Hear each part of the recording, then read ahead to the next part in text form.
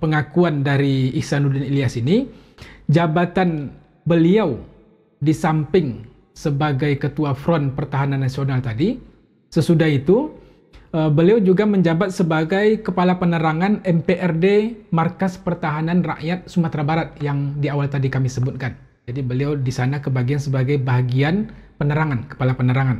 Maka tugas beliau sebagai Kepala Penerangan tersebut, beliau berkeliling, bergerilya hampir ke seluruh daerah yang ada di Sumatera Barat untuk memompa semangat rakyat, untuk memberikan kepada mereka wejangan-wejangan, nasihat-nasihat untuk supaya bisa sabar, kemudian untuk tidak terpengaruh oleh provokasi-provokasi berita-berita yang menyebutkan tentang kekuatan Belanda yang sangat luar biasa itu.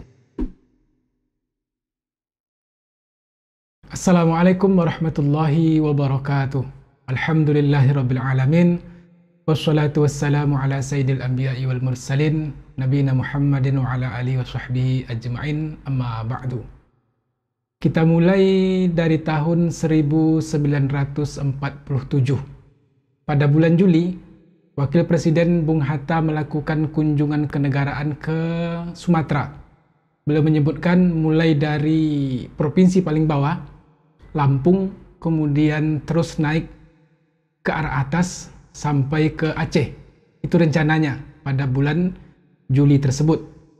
Tetapi kemudian baru Bung Hatta sampai di Sumatera Utara, di daerah Pematang Siantar, tiba-tiba terjadilah agresi militer Belanda yang pertama pada tanggal 21 Juli 1947. Dengan adanya agresi militer Belanda tersebut, menyebabkan kemudian perjalanan Bung Hatta tidak bisa dilanjutkan mengunjungi seluruh daerah yang ada di Sumatera.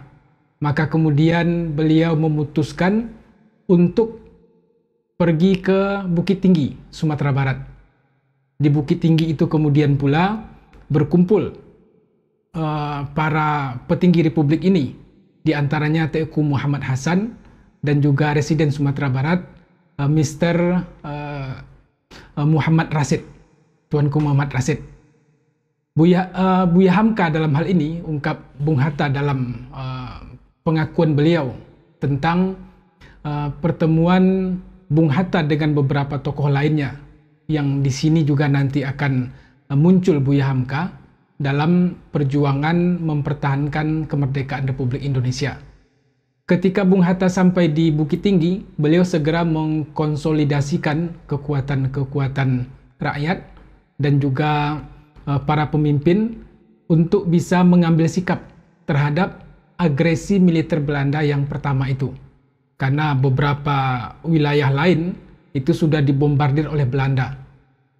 Yogyakarta dan Bukit Tinggi sebagai dua kekuatan besar Republik dalam mempertahankan agresi, dalam mempertahankan Republik ketika menghadapi agresi tersebut, maka akhirnya Bung Hatta yang berada di Bukit Tinggi itu mempunyai kesempatan untuk mengkonsolidasikan kekuatan-kekuatan rakyat dan juga beberapa tokohnya. Maka akhirnya salah satu usulan yang dikemukakan oleh Bung Hatta adalah untuk menghimpun seluruh kekuatan-kekuatan yang ada, untuk menghimpun berbagai laskar-laskar, kesatuan-kesatuan yang nantinya akan dikomandoi oleh Tentara Nasional Indonesia. Dalam hal ini dibentuklah salah satunya yang bernama Front Pertahanan Nasional. Front Pertahanan Nasional ini adalah sebuah gabungan dari berbagai macam kesatuan rakyat, baik laskar dan beberapa kelompok dan kumpulan-kumpulan yang lain. Dan yang menjadi tokoh dalam Front Pertahanan Nasional ini adalah Buya Hamka, kemudian Khatib Sulaiman, Rasuna Said, kemudian Kamal Salim dan Udin. Ada 5 tokoh. Di antara 5 tokoh ini, Buya Hamka didaulat sebagai Ketua Front Pertahanan Nasional. Jadi setelah pertemuan dengan Bung Hatta tersebut, akhirnya dibentuklah Front Pertahanan Nasional karena adanya agresi militer Belanda yang pertama ini. Salah satu saksi sejarah yang menyampaikan tentang apa yang dilihatnya ketika itu atau tentang apa yang dirasakan pada saat tersebut, yaitu bernama Haji Ismail Hasan. Beliau menyampaikan kesaksiannya tentang peran Buya Hamka dalam menggerakkan roda Front Pertahanan Nasional ini. Setelah Bung Hatta meninggalkan pertemuan, ungkap Haji Ismail Hasan, rundingan dilanjutkan dan akhirnya melahirkan kesepakatan. Dibentuk satu tenaga gabungan dalam satu wadah yang diberi nama Front Pertahanan Nasional, yang keanggotaannya terdiri dari seluruh partai politik, seluruh gerakan pemuda, seluruh gerakan wanita, seluruh gerakan ekonomi sosial, seluruh barisan rakyat, kelaskaran, terkecuali TNI. Jadi ini di luar TNI itu seluruh gabungan kekuatan-kekuatan rakyat, termasuk juga dari kalangan wanitanya, itu berkumpul dalam sebuah front yang bernama Front Pertahanan Nasional. Dan Buya Hamka didaulat sebagai ketua umum dari front ini. Sebagai ketua wadah baru ini terpilih Hamka, ungkap Ismail Hasan, menyebutkan kesaksian beliau. Di antara gabungan dari berbagai macam kesatuan dan laskar tadi, disebutkan pula oleh Haji Ismail Hasan ini, tambahnya adalah ada 56 partai dan organisasi yang tergabung dalam Front Pertahanan Nasional ini. Tercatatlah di antaranya Masumi, kemudian Muslimat Masumi, ada PNI, ada PKI, kemudian ada juga PKI lokal yang ada di Sumatera Barat pada saat itu, ada juga PSII, Partai Sosialis Indonesia, ada pula Barisan Hizbullah Sabilillah. Artinya seluruh kekuatan-kekuatan rakyat, baik yang berideologi tengah nasionalis ataupun yang berideologi Islam ataupun yang berideologi kiri, gerakan komunis, semuanya mempunyai kesepakatan bersama untuk menghadapi agresi Belanda tersebut, dan mereka sepakat berada di bawah payung FPN tadi, Front Pertahanan Nasional. Front Pertahanan Nasional ini itu juga bergabung dengan Dewan Pertahanan Daerah. Jadi artinya mereka juga menggabungkan diri dengan Dewan Pertahanan Daerah. Di samping itu juga nanti mereka menjadi bagian dari MPRD, Markas Pertahanan Rakyat Daerah. Karena dari MPRD inilah kemudian mereka mengumpulkan seluruh laskar-laskar itu yang dalam salah satu hitungan jumlah mencapai pada angka 250.000 orang. Dan angka tertingginya disebutkan oleh Mr. Muhammad Rasid sampai pada angka 500.000 orang. Mereka ini adalah laskar rakyat yang dilatih militer untuk menghadapi agresi tersebut. Karena kekuatan tentara tentunya tidak akan mencukupi ketika berhadapan dengan agresi militer Belanda di saat setelah 2 tahun Indonesia diproklamasikan kemerdekaannya. Dengan datangnya agresi militer ini menuntut kepada para pejabat-pejabat tinggi negara ketika itu untuk mereka segera mempersiapkan laskar-laskar. Karena itulah nantinya yang akan menjadi benteng mempertahankan negeri ini, dan Front Pertahanan Nasional yang ada di Sumatera Barat itu dikomandoi oleh Buya Hamka. Sehingga mereka bisa melatih laskar-laskar rakyat yang jumlah terkecil disebutkan oleh Haji Ismail Hasan ini mencapai 250.000 orang. Sementara pada informasi yang lain disebutkan sampai pada angka 500.000 orang. Mereka inilah yang dipersiapkan untuk menghadapi agresi militer tersebut. Dan Buya Hamka didaulat untuk menjadi ketua umumnya. Berlangsung beberapa bulan kemudian, maka pada saatnya ada muncul dari kesepakatan anggota Perserikatan Bangsa-Bangsa untuk meninjau Indonesia. Karena setelah agresi ini berlangsung, itu menimbulkan gejolak di dalam negeri dan juga mendapat perhatian dari dunia internasional. Artinya, dunia internasional melihat bahwa ketika Republik sudah diproklamasikan kemerdekaannya, tetapi kemudian ada agresi militer Belanda yang berusaha untuk mematahkan semangat proklamasi tersebut, sehingga menjadi perbincangan sampai ke tingkat Perserikatan Bangsa-Bangsa. Akhirnya mereka memutuskan untuk membentuk tim yang bernama Komisi Tiga Negara. Jadi utusan dari Perserikatan Bangsa-Bangsa, yaitu mengutus 3 negara yang diistilahkan dengan Komisi Tiga Negara tadi, yang terdiri dari Amerika, kemudian Australia dan Belgia. Dan yang mereka datangi salah satunya adalah Bukit Tinggi, tempat di mana Buya Hamka menjadi Ketua Front Pertahanan Nasional dalam mempertahankan kemerdekaan ini. Di samping juga mereka datangi Yogyakarta. Tetapi untuk Sumatera itu mereka mendatangi Bukit Tinggi, tempat di mana Wakil Presiden itu menetap untuk sementara waktu di Bukit Tinggi. Bung Hatta tadi menetap ketika terjadinya agresi militer tersebut. Setelah kedatangan Komisi Tiga Negara yang bertemu dengan Bung Hatta di Bukit Tinggi, maka kemudian Buya Hamka dan kawan-kawan yang berada di Front Pertahanan Nasional ini itu mengumpulkan hampir seluruh rakyat yang ada di Sumatera Barat untuk memperlihatkan kepada Komisi Tiga Negara tadi bagaimana rakyat itu betul-betul ingin merdeka. Mereka tidak ingin kembali dijajah oleh Belanda yang datang setelah proklamasi dikumandangkan dengan agresi militernya itu. Jadi ini adalah dalam rangka untuk memperlihatkan kepada Komisi Tiga Negara yang turun langsung ke beberapa wilayah di Indonesia, dalam hal ini ke Bukit Tinggi, itu Buya Hamka dan kawan-kawan mempersiapkan rakyat, istilahnya mereka memobilisasi kekuatan rakyat dan untuk memperlihatkan kepada perwakilan Komisi Tiga Negara tentang bahwa rakyat Indonesia memang menginginkan kemerdekaan dan mereka tidak ingin dijajah kembali oleh Belanda. Maka terkumpullah pada saat itu, ini 2 angka juga yang kami dapatkan, Haji Ismail Hasan menyebutkan angkanya sampai pada 10.000 orang, 20.000 orang terkumpul di Bukit Tinggi pada saat itu dari seluruh daerah yang ada di Sumatera Barat.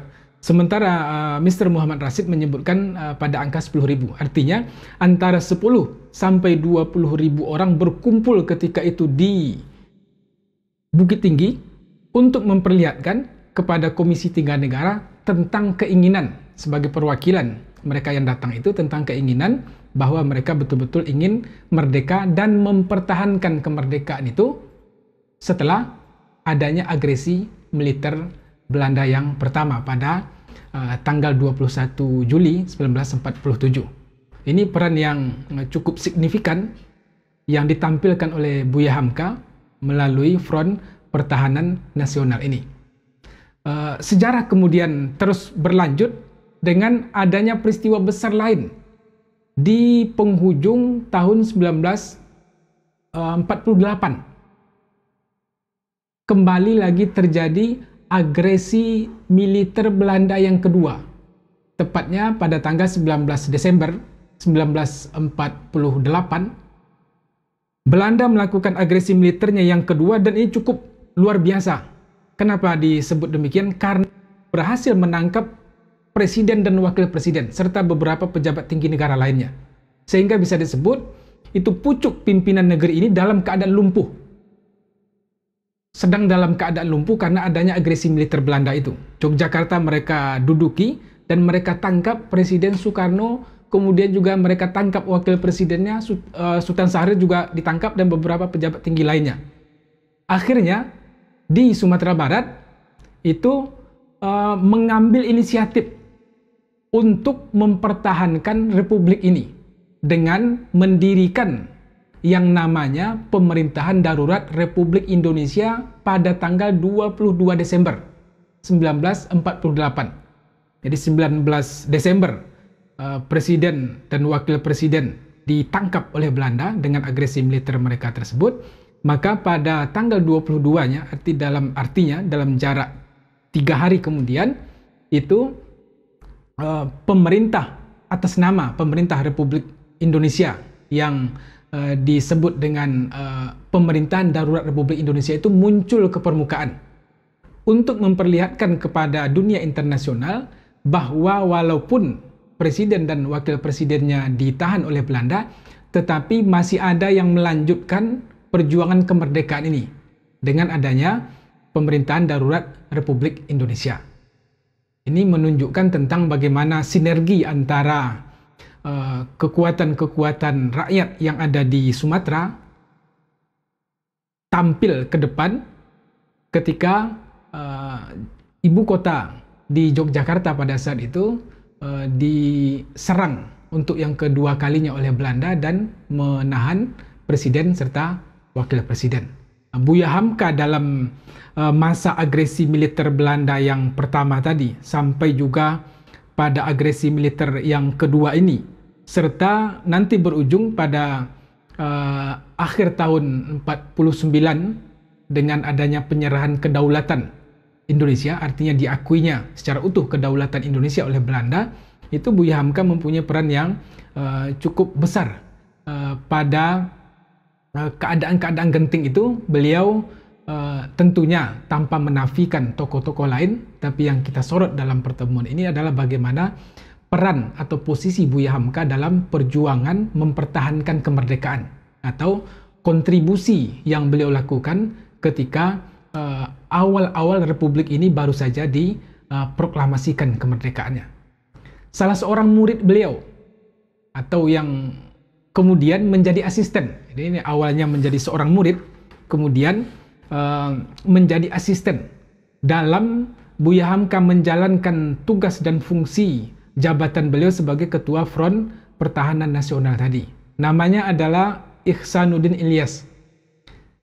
Beliau ini adalah murid kelas 3 Kulliyatul Muballighin yang ada di Kauman Padang Panjang pada saat itu, pada saat agresi militer Belanda ini.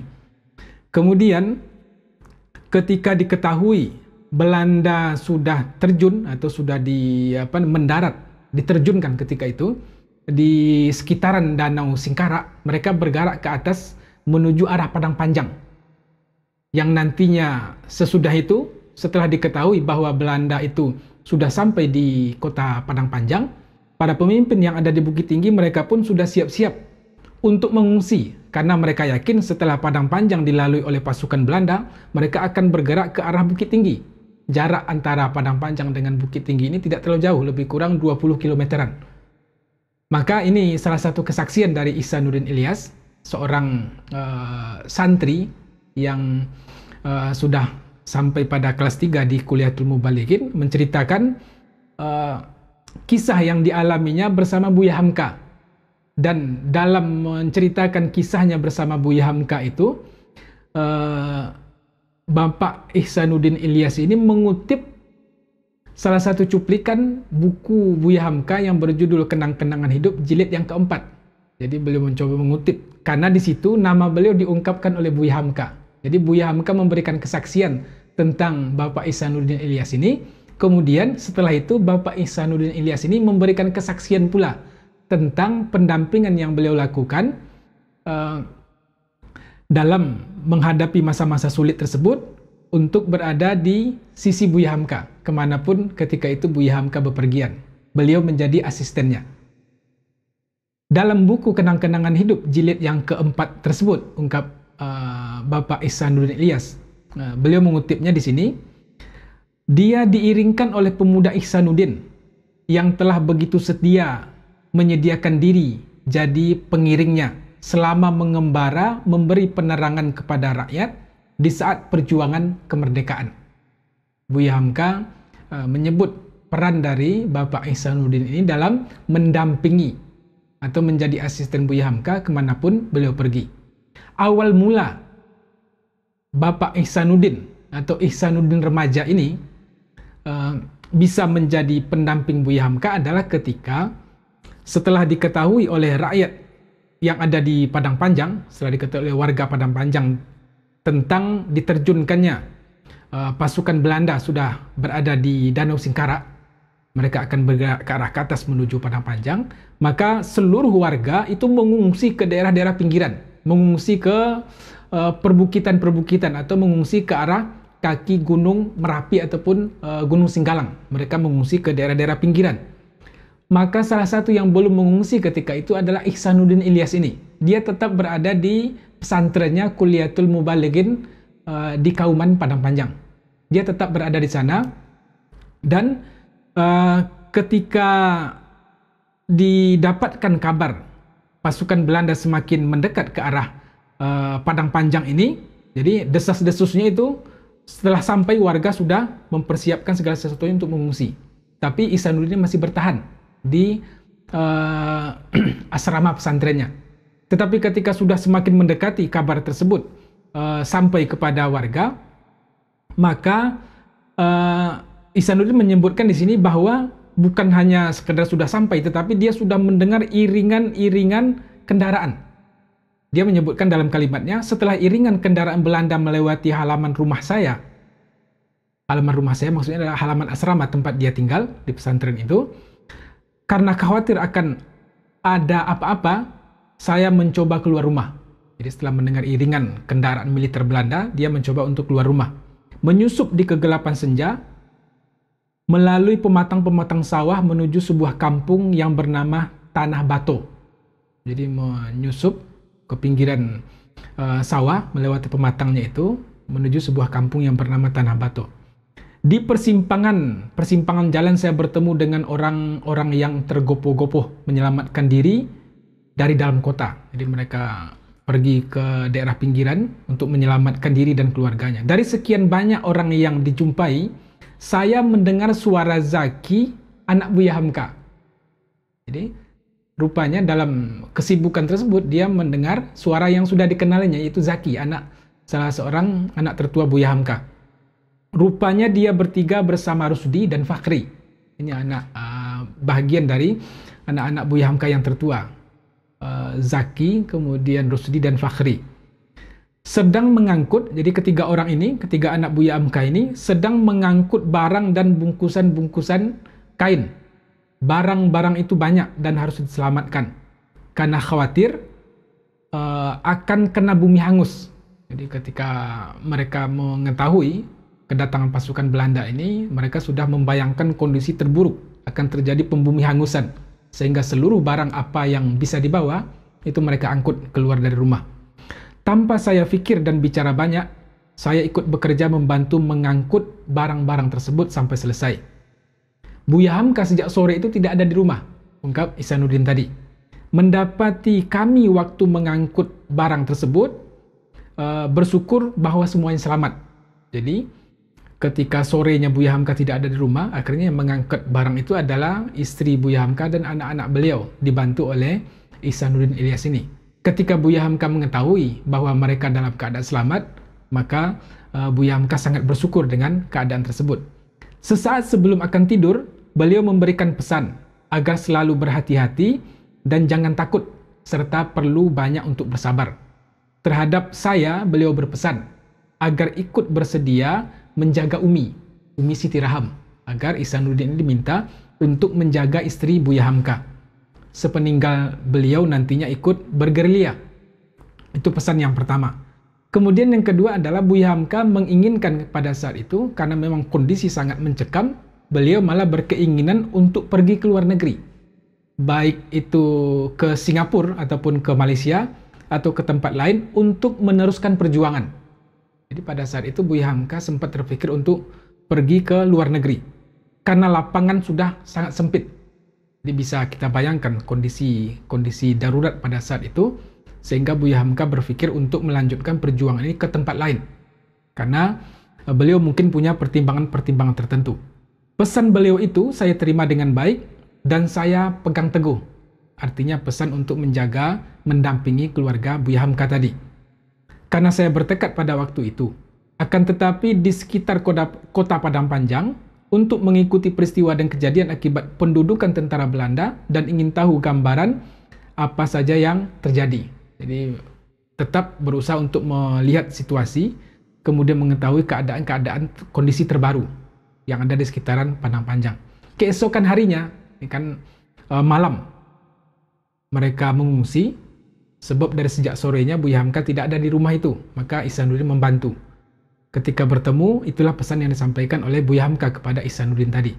Pada keesokan harinya, Buya Hamka datang lagi. Saya diberitahu oleh Buya bahwa rencana untuk meninggalkan keluarga dan perjuangan di dalam negeri tidak tepat waktunya. Jadi rencana beliau untuk pergi ke luar negeri tadi tidak tepat waktunya. Ada pemikiran baru yang muncul, karena itu beliau membuat pertimbangan dan keputusan lain, yaitu bahwa beliau akan meneruskan tugas dan berjuang di tengah rakyat yang sedang sangat membutuhkan orang-orang yang akan menjadi pemimpin mereka. Jadi keputusan untuk pergi ke luar negeri tadi berubah menjadi Buya Hamka akan ikut berjuang bersama rakyat.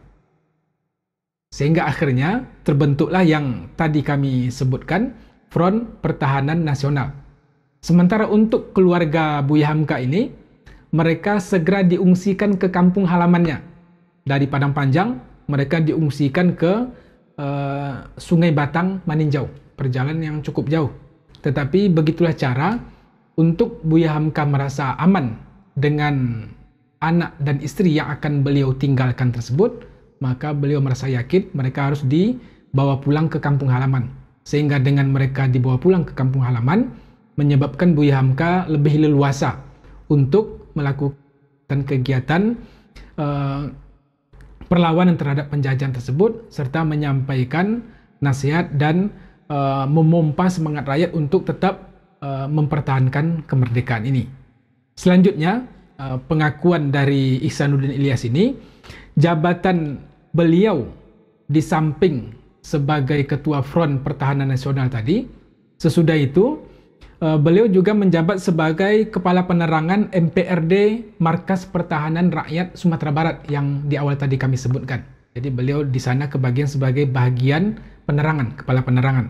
Maka tugas beliau sebagai Kepala Penerangan tersebut, beliau berkeliling, bergerilya hampir ke seluruh daerah yang ada di Sumatera Barat untuk memompa semangat rakyat, untuk memberikan kepada mereka wejangan-wejangan, nasihat-nasihat untuk supaya bisa sabar, kemudian untuk tidak terpengaruh oleh provokasi-provokasi berita-berita yang menyebutkan tentang kekuatan Belanda yang sangat luar biasa itu. Jadi beliau memberikan nasihat untuk menimbulkan kepercayaan rakyat.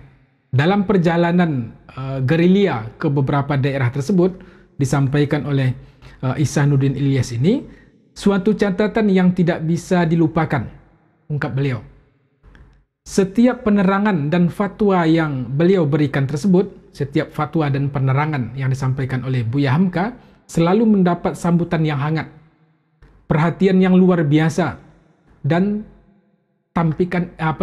sambutan yang simpatik dari warga masyarakat. Di mana-mana beliau mengadakan pidato, memberikan penerangan, selalu mendapat kunjungan penuh sesak memadati tempat pertemuan tersebut. Tidak ada yang sepi, tidak ada yang lengang. Ini menunjukkan tentang antusias warga dengan kedatangan pemimpin atau tokoh mereka. Apalagi sebelumnya, Buya Hamka ini nama beliau juga sudah cukup dikenal sebagai seorang penulis, sebagai seorang wartawan yang menerbitkan majalah Pedoman Masyarakat di Medan pada tahun 30-an, itu sebagai jurnalis. Kemudian beliau juga dikenal sebagai seorang penulis novel, penulis roman, sehingga nama beliau sesungguhnya sebelum peristiwa agresi militer Belanda ini sudah dikenal secara umum di kalangan rakyat, khususnya di Sumatera Barat. Tetapi mereka belum pernah bertemu secara langsung. Dengan jabatan beliau sebagai Kepala Penerangan MPRD tadi, itu membuat beliau mempunyai kesempatan untuk mengunjungi banyak daerah. Dan misi beliau mengunjungi banyak daerah itu rupanya juga disambut dengan penuh haru oleh rakyat, karena mereka sudah mengenal nama Buya Hamka sebelumnya, dan yang sekarang itu adalah orangnya langsung datang ke daerah mereka. Betapa keinginan untuk bertemu dengan orang yang sudah mereka kenal sebelumnya itu betul-betul kesampaian, sehingga tempat di mana Buya Hamka datang, tempat di mana Buya Hamka menginap itu senantiasa ramai dikunjungi, apalagi dalam pertemuan-pertemuan besar seperti yang diungkapkan oleh Ihsanuddin Ilyas ini. Sekalipun bagaimana keadaan setempat menghadapi kritik dan gangguan dari operasi tentara Belanda, karena orang ingin mendengarkan, yang pertama, sekedar ingin berjumpa siapa itu Hamka, karena nama beliau yang sudah populer sebelumnya itu. karena selama ini hanya tersebut dalam nama beliau tetapi belum tahu orangnya, sering membaca buku-bukunya, majalah ataupun surat kabar yang memberitakan tentang beliau ini.